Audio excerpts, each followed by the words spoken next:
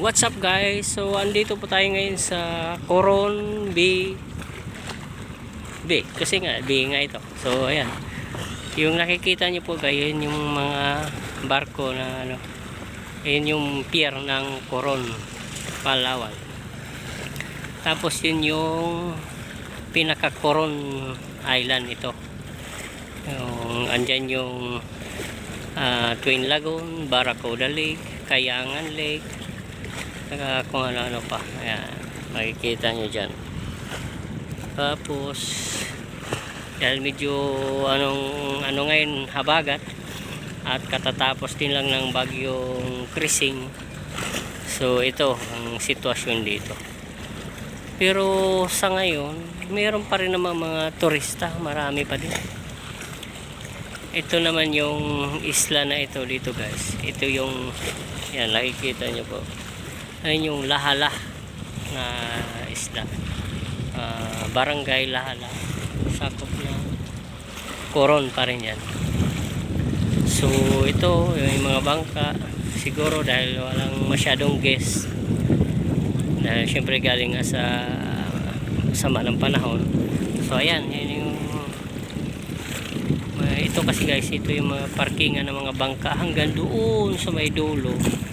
Ito yung mga mga bangkang pang turistahan.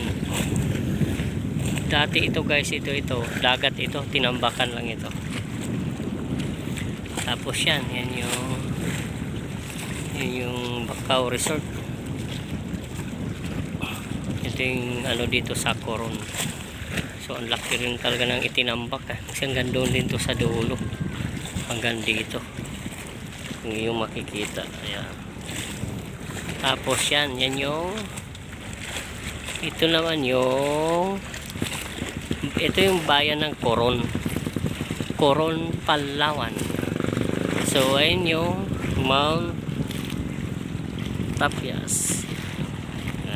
May cross na malaki.